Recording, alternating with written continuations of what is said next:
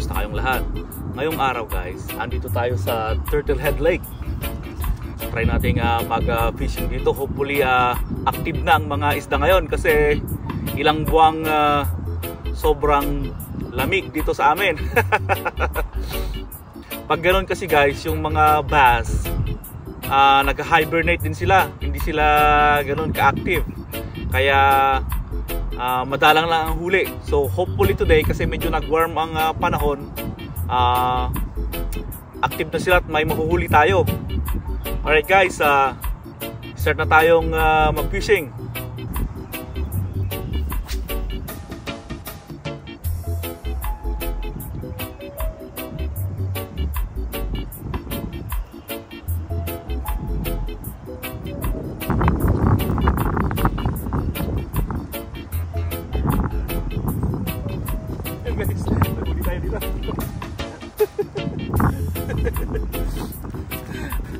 Ayun, first one. Crappie guys. Oh yes. So ito guys, nakahuli tayo ng black crappie. I-keep natin to kasi may naisip akong lutuin na maganda dito. So hopefully madagdagan pa para meron tayong catch and cook na video. Alright.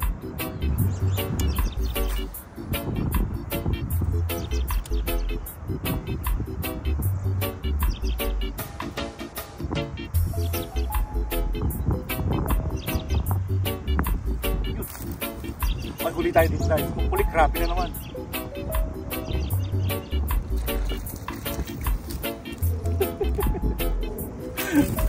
So yan guys, another crappie.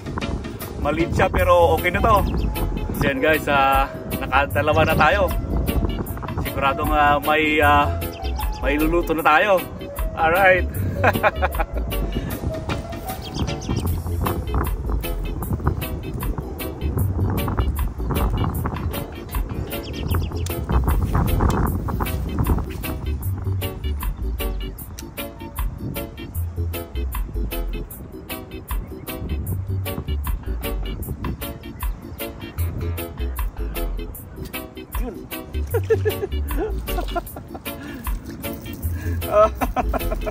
And guys, nakahuli tayo ng bluegill.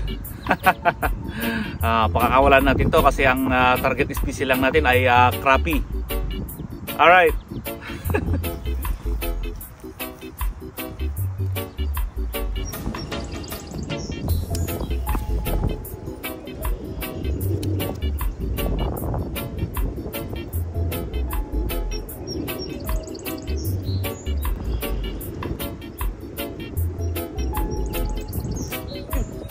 Maghuli tayo dito guys.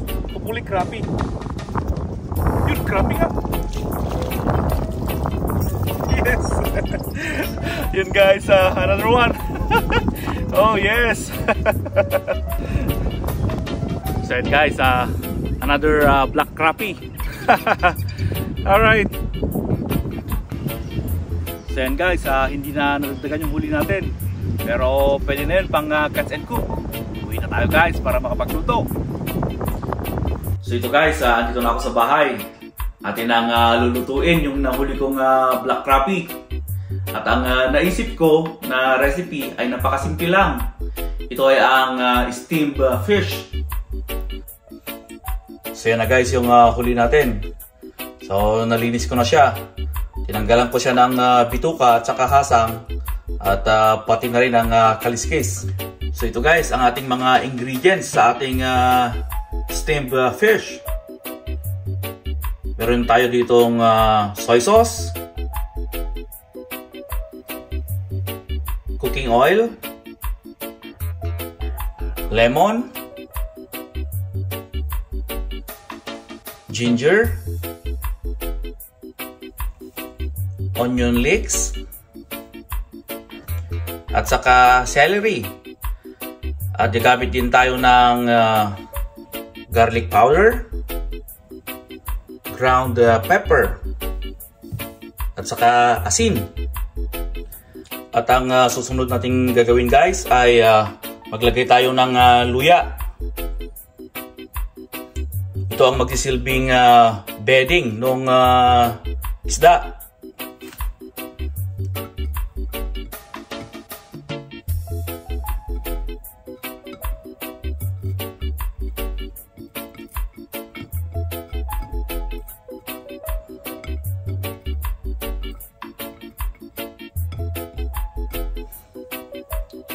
Samahan na rin natin ng onion leeks.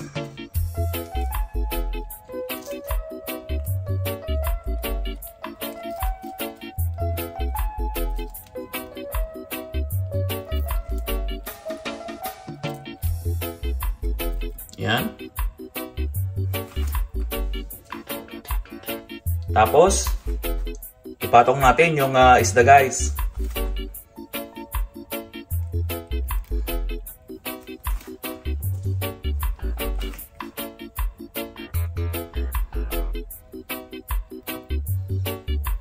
Ayan na siya.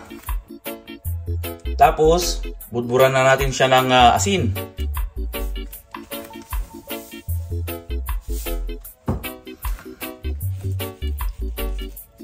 Konti lang, guys, kasi mamaya maglalagay din tayo ng toyo.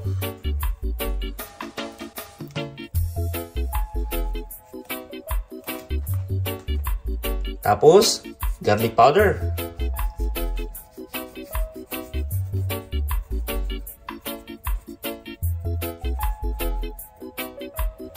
Tapos, paminta.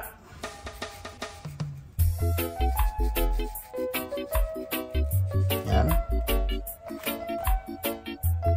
At yung natirang slice ng ginger, guys, atin na rin ilagay sa ibabaw ng isda. Yan siya, guys. Pandagdag aroma na rin yan, guys. Yan.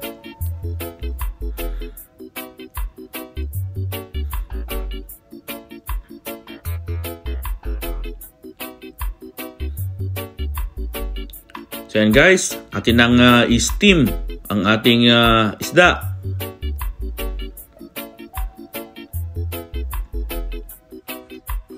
So ito, guys, meron tayo itong malaking pot. Maliit kasi yung steamer namin. So ito na lang ang gagamitin ko. So, maglagay tayo ng isang tasang tubig. Yan, guys. Kasya na yan para maluto yung isda. Tapos, ayan na yung isda, guys. Nalagay na natin sa pot. I-steam lang natin siya ng mga 15 minutes. Alright.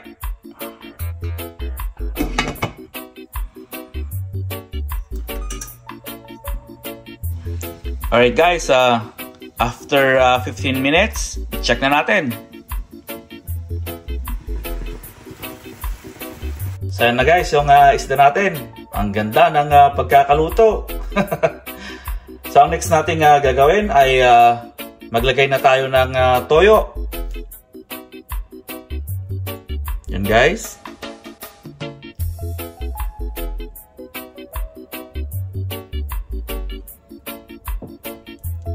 Tapos lemon.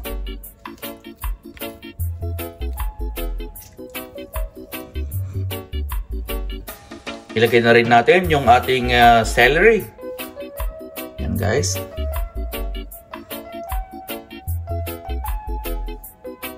Para mas lalong mabango itong isda natin. Yan, guys. Tapos, ang susunod nating gagawin ay magpapainit na tayo ng mantika. So, yan, guys. Tapos itong mantika, guys, hintayin lang natin uminit. Yung talagang mainit na mainit. Saka natin ibubuhos dun sa isda. Alright. So yan na, guys, mainit na ang ating mantika. At talaga namang umuusok na. Alright, guys, ibuhos na natin sa ating isda.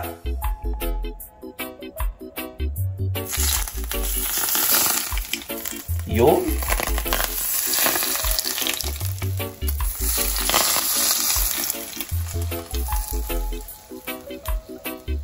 Ayan. So yan guys, luto na ang ating steamed fish. Alright guys, tikman na natin.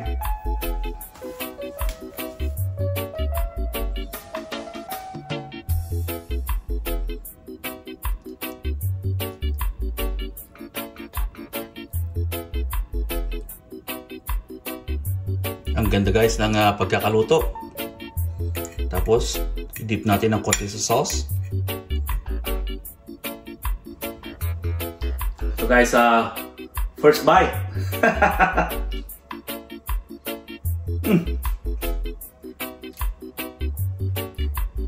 Ang sarap guys.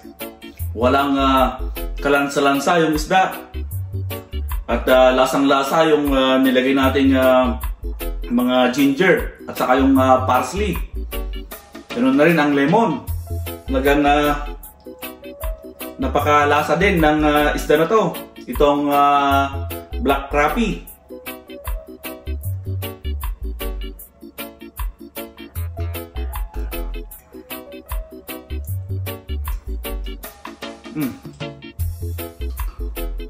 Grabe guys.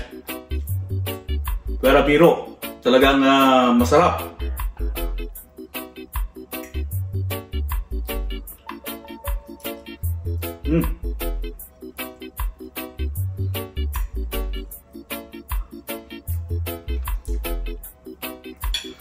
Alright guys, sana nag-enjoy kayo at natakam kayo sa ating munti na namang palabas. Maraming salamat sa inyong panonood. Hanggang sa muli!